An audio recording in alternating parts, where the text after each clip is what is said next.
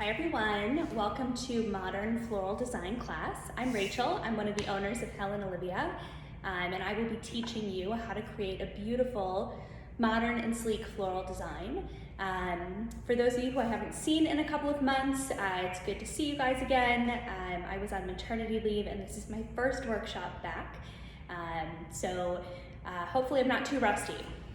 So we're going to start today by filling our vase with water. Everyone should have a rectangular vase. It's called in the floral world a 3-4-6, which just refers to the measurements of the vase. So 3 inches by 4 inches by 6 inches tall. And we want to fill our vase, mine is actually a little over full, so I'm going to dump some out. We want to fill our vase about 1 inch to 1.5 inches from the top of the vase or the vase line. So I'll dump a little out. And the reason that we want to underfill our vase a tiny bit is because as we add flowers, the level of the water is going to rise up. So we don't need it to go all the way to the top. And then the other thing we're going to want to do before we get started is soak our foam ball. So everyone should have a floral foam ball. It's a 3-inch size and it's made by the Oasis company.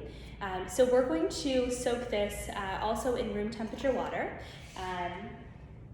Got a vase right here. And the trick to floral foam, the most important thing to remember is you never want to push or submerge the foam. You just want to kind of throw it on top and let it sink down. If you try to rush this process and push your foam ball down or try to sink it, you'll get big air pockets and gaps in the center of the foam and then it's not usable. So you just want to leave it alone for a minute or two to fully soak. So I'm going to put that to the side. All right. So now that we've done our prep work, we need to find a tool to use to design. I'm using floral clippers.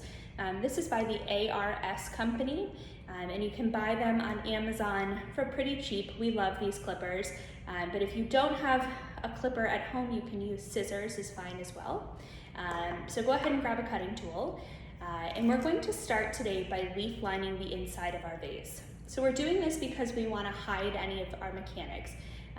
So kind of like a magician, you never want anyone to know the magic or the secret behind how the design comes together. So we want to hide everything. So we're using a tea leaf, spelled T-I, not like the drink. And it's part of the cordyline family. And I'm just going to cut the stem, just clean off my leaf. So just like that. And I am going to hold up my leaf to make sure it's not too wide for the vase. If it is, you can just cut a little bit of your leaf. And then I'm going to roll it into kind of a burrito shape. So just like that. Doesn't need to be pretty. It's going to expand and look beautiful once it goes into the vase. So I've just rolled it.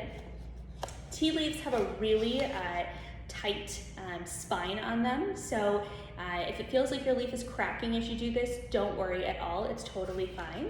If the leaf cracks, it still serves its purpose.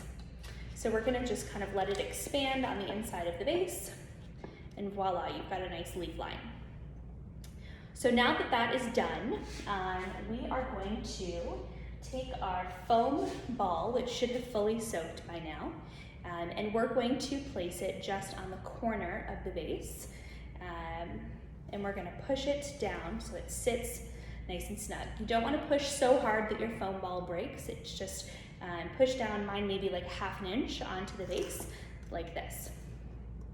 Okay, you're probably wondering at this point, what the heck are we doing? Because it looks pretty strange. But now that the foam ball is there, we're going to leave it for later. We'll come back and fill that in after all of our other flowers are in the vase. We just want this here as kind of a space holder for the time being. So in our bucket of flowers, we've got kind of a monochromatic look going on. So everyone should have really pretty shades of purple, and that's intentional. When we talk modern design, there's a couple of things that kind of always ring true for modern design. Usually we're using a sleek vase, so that can mean a leaf line like what we're using today, or something that just has really clean lines and a clean aesthetic. Modern also usually has really grouped linear flowers, which is what we're going to do with this design. And oftentimes modern design calls for like a monochromatic color palette. So it's less about which colors you use and more about using not very many colors. You could create a modern design in white, blush pink, purple, orange, you name it.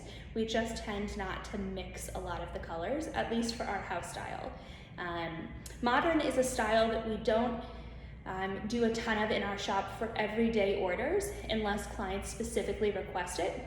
More often we do like a beautiful European mixed design, but all of our designers are really well versed in this style, especially because we do big hotel lobbies, we do corporate lobbies. So on Monday morning, we're sending out a ton of really sleek and modern stuff going all over town to office buildings.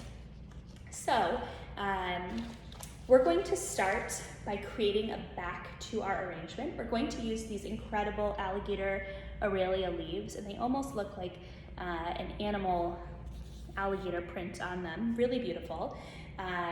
This one more so. Hold that one up. Really pretty. Most of the time Aurelia leaves are just a true flat green, but this year we started seeing these available on the Dutch market and we love them. They're really pretty. So I'm going to go ahead and just cut my stems at an angle, and I'm going to just stack them in my vase. So you can see that these kind of cup, I'm going to move over a little bit. You can see that these cup the vase and create a really beautiful backdrop for our flowers to get layered into. So they're really, really fun to work with. The next thing that we're going to add into our arrangement is just to create a nice little vase. We're going to use 2 mini green hydrangea. These are less of an important flower in our design. They're more just to create a little nest for our more exciting feature flowers to go into. So our mini green, when we get it from our farms in South America, looks a little like this. So it's very common for the mini green to have a lot of leaves on the stem. We're just gonna peel away the low-lying leaves, and I'm gonna maybe save the 2 that are closest to the head of the hydrangea because they're pretty.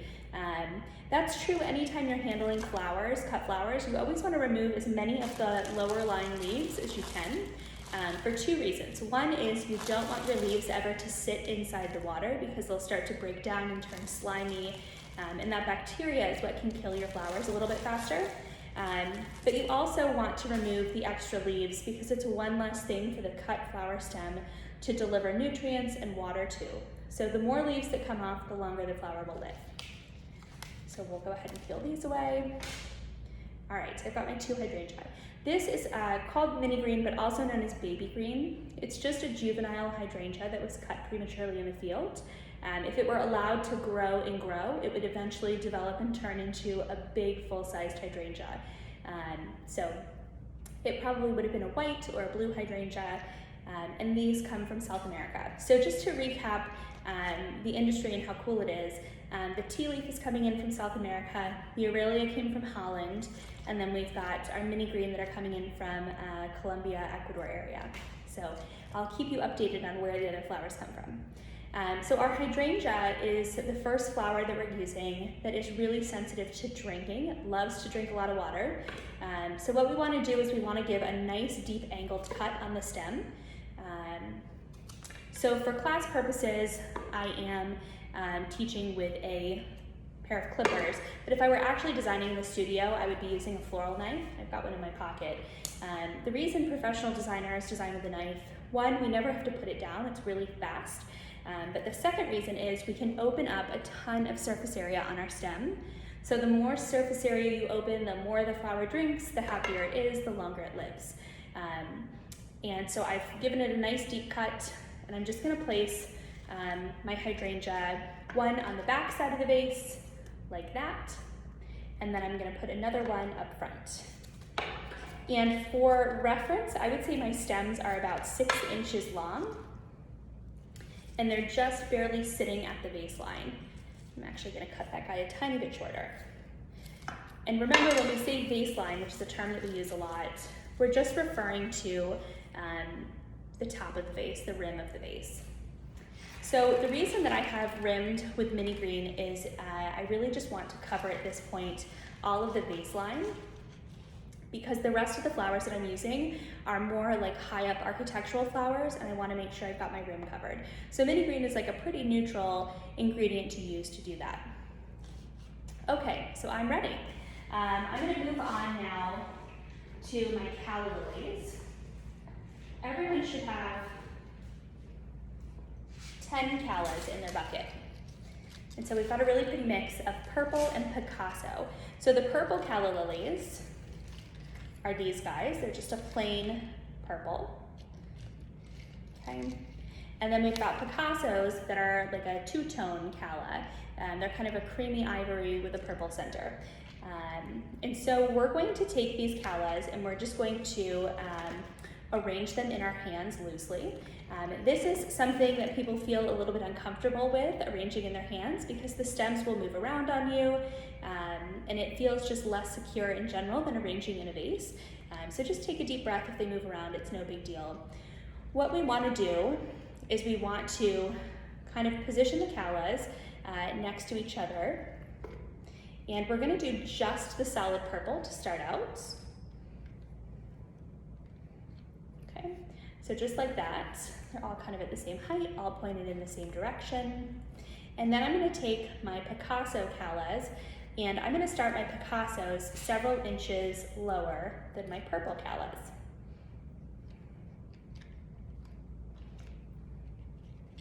So we're creating a really pretty modern grouped design with our callas, just like that. Okay, and the idea is that they're going to stand up in the design like this, and we're creating a lot of interest out of grouping our callas. We've got the purple that catches the eye and then the white that catches the eye. It's very clean and linear. And we're now going to use my absolute favorite tool in the history of floral design, and it's not really a floral design tool at all, it's a zip tie. And if you're not familiar with zip ties, they are wonderful things. They can hold a lot of weight, they're quick and easy to use, and they don't disintegrate inside water. So these guys can sit in the vase indefinitely. So what we're going to do, once we kind of like where our callas are, we're going to add a zip tie.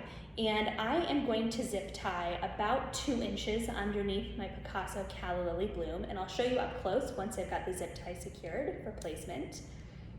It can be a little tricky doing it with one hand, but it's not too bad.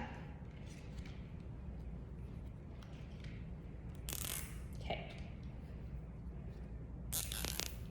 So what I recommend doing is tying your zip tie tight, but not so tight that you're cutting into the stems. And also, by doing it not so tight, it gives you a little bit of room to manipulate and maneuver your calla lilies. So if you don't like where they are, or if something shifted during the zip tying process, you can kind of pull and tuck it back into place. So I'll show you, that's about where I've zip tied. All right, so I'm gonna clip off this little tail that's coming off of my zip tie now, and then I'm gonna cut all of my stems to about the same length.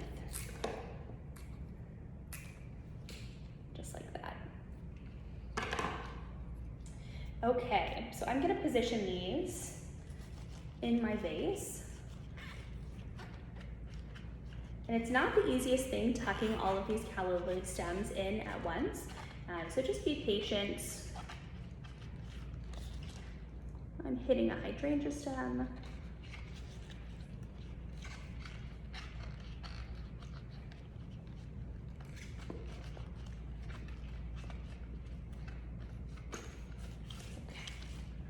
Spin that around. So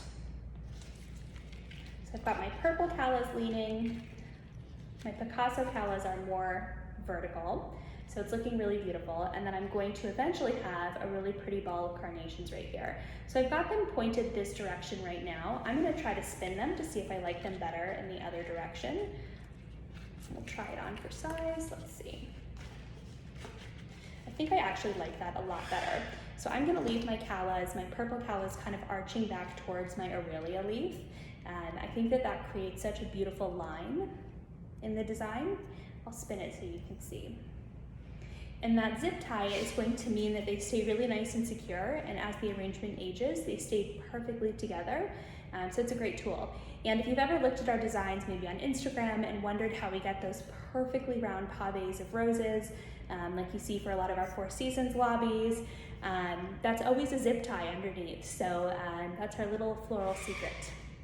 So the next thing I'm gonna do is I'm going to want to back my calla lilies with beautiful grevillea foliage. So a lot of people kind of think and assume that in modern floral design, we don't use a lot of greenery. And it's true, we don't necessarily use like traditional greenery like eucalyptus or ruscus, but there still are beautiful types of greens that you can use that have a really modern flair. So you see us use a lot of umbrella fern, for example, or the tropical leaves like aurelia, which we have in our design tonight, or monstera leaves.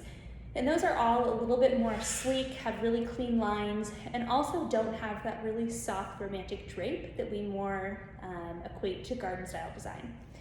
So grevillea is an awesome choice. It looks like a little razor cut edge. And this is, I know that it comes from Australia. It may come from other places as well, but we'll just say that this is Australian for right now. And we're gonna take this grevillea and we're gonna kind of break it into smaller pieces because we're gonna create a beautiful grouping of grevillea. So I'm cutting each piece into like, I don't know, maybe 8 inches total. And then I'm just stripping the low-lying leaves off of the stems. So just like that.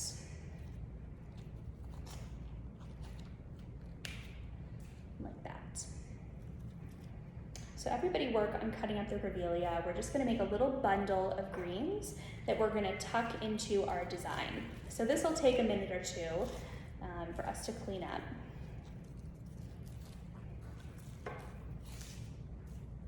So in addition to doing a lot of modern design for lobby arrangements, we also tend to do more modern. If somebody calls and orders flowers for a man, our default is kind of always to do, well, one of two things. We'll either do a woodsy style of design, so that may be like scabiosa pod and thistle and lots of greenery, or we will do something that leans really modern and more monochromatic, so something more like this.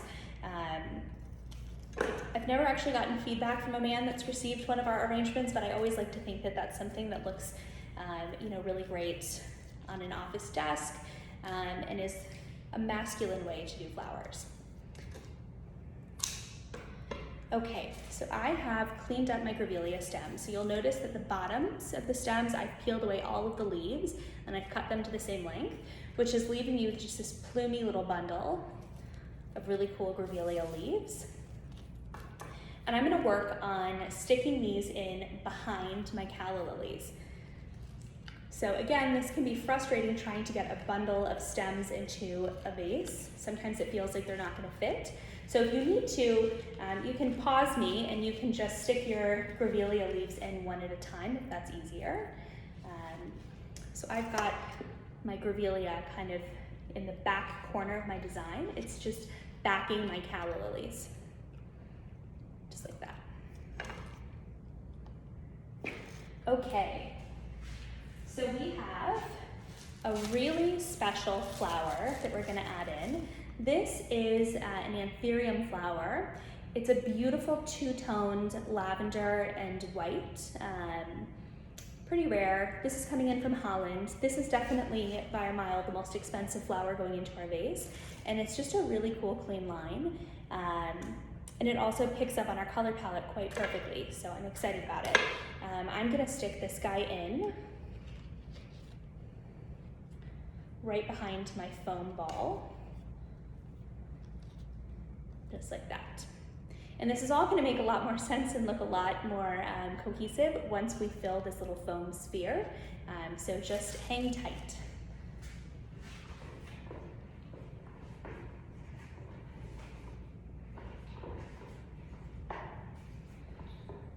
Okay, so one of the last things that we're going to put into our arrangement, the C word. You never hear me use the word carnation around our shop.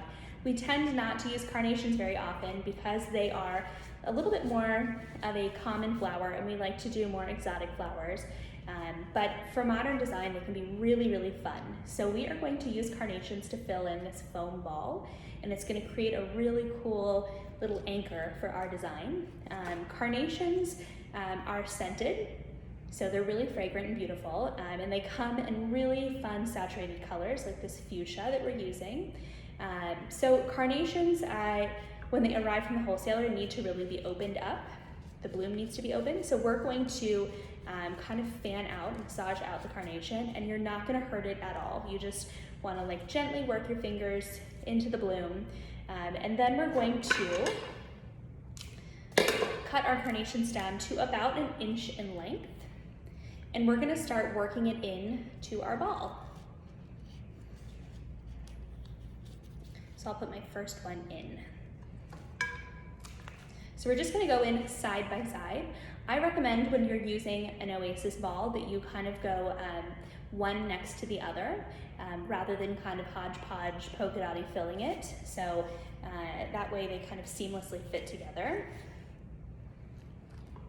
And this is a fun little project. I love making carnation balls. There's something very satisfying about doing this. Carnation balls, or the Oasis balls, excuse me, come in all different sizes. This is the smallest one, the 3-inch size, which is the same size we would use for like a flower girl little posy ball if we were making one. But they come all the way up to, I think 10 or 12 inches. And we have used carnation balls in the past to build lots of cool shapes and structures, including a giant snowman one time. So they're really fun to work with. All right, we'll keep on filling. And if you feel like your carnation ball is not perfectly round, don't sweat it, you can adjust it at the end. I would just keep on going and you'll make your final adjustments once they're all in. This design is looking really, really cool.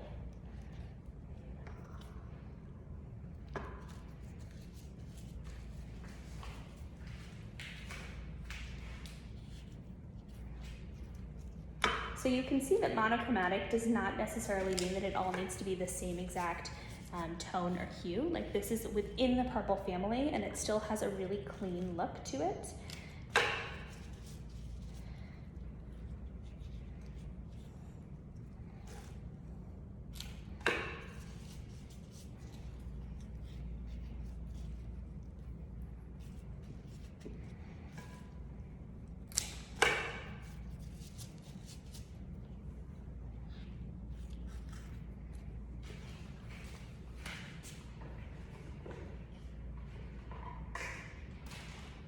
You can also see why it was so important that we placed this ball first, because it is a larger component in our design and we wanted to make sure that we kind of left enough space.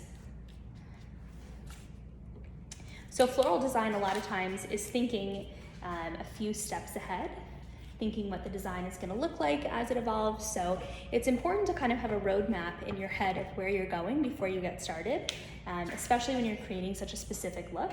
If it were just a generic mixed arrangement, it's definitely less important, but for something like this, you want to kind of have a plan in your head.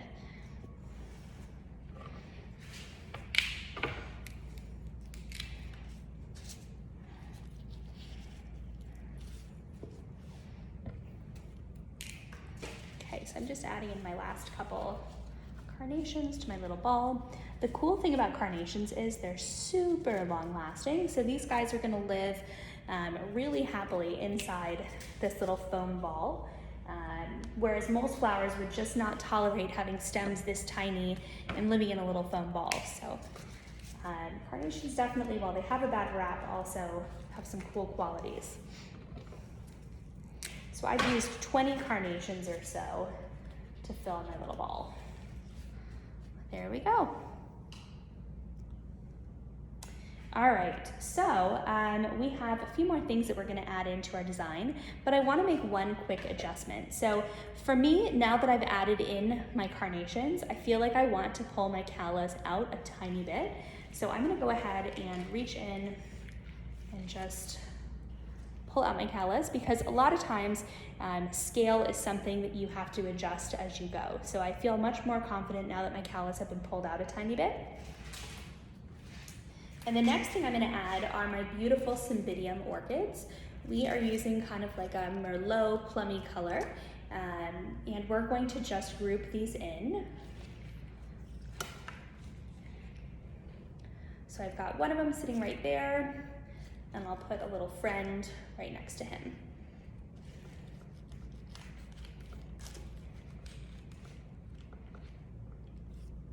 Just like that. So everything really grouped. And don't be afraid to pull your callas out a little bit more if you feel like you want to. All right, and then our last ingredient, we've got some really cool flexi grass. There's tons of grasses that you can buy in the floral design world. There's lily grass, there's bear grass. Flexi grass is by far my favorite because it almost has the consistency of like a bendable spaghetti noodle for those of you at home. And it's a round grass rather than a flat grass, which means that you can make really, really tight bends and loops out of it. So I just love it. It's a nice long piece of flexi grass. I would say this is about a 24-inch length.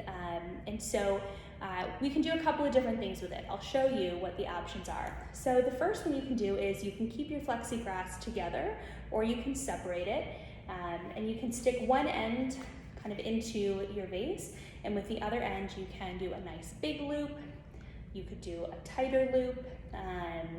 You can separate your flexi grass, so you could do like one maybe that goes into your carnation ball, two that go into your carnation ball. I tend to like to keep my grasses a little bit shorter and less of a show. So I'm actually gonna split my stem in half. So I now have 4 pieces to work with. And everyone has an extra zip tie. If you'd like to, you can use the extra zip tie to kind of secure your flexi grass. So I may do that. I think what I'm gonna do is bend 2 of my stems and zip tie them, and then leave the other 2 stems long. I don't know, we'll see. We're gonna be creative with our grasses. So zip ties again to the rescue. The cool thing about flexigrass is it's not really a big drinker, so if your stems are not really that well in water, it's totally fine. I'll just cut it like that. Kind of looks like an egg beater. All right, so I'm gonna work my little looped grass in like that. That to me feels a little bit more manageable than the big, huge loop of grass that we made the first time around. And then we can either leave these 2 longer, or we could bend them back into the design, maybe secure it down into the foam sphere in the back. I think I'm gonna leave one like that. So I've got some really cool looped grasses happening. I've got one that just sticks straight up. You can be playful with it, whatever you like. And that is our beautiful modern design. So you can see that it is totally a one-sided design. We've just backed the back part of it with really beautiful Aurelia leaves, so it still looks finished. Nobody sees our mechanics. It's pretty to look at from the back, but the star of the show is definitely the front of the design. And I'm gonna pick up my camera now and kind of show you up close so you can see what's going on. So we've got our really beautiful sphere of carnations. We've got our tucked Cymbidium orchids and our calla lilies that just spray out to one side. And then we've created some interest by pocketing our grevillea, which is this razor foliage in the back. And then we've also got some pretty grouped looped grasses. And of course our mini green hydrangea, while it's not the star of the show, it definitely serves a purpose because it's just creating a little bit of contrast with the bright green, and it's also giving us a fun base for all of our other flowers to kind of sit in. And then of course I can't forget we've got our really killer anthurium, which is 2-tone and just fun and summer-like.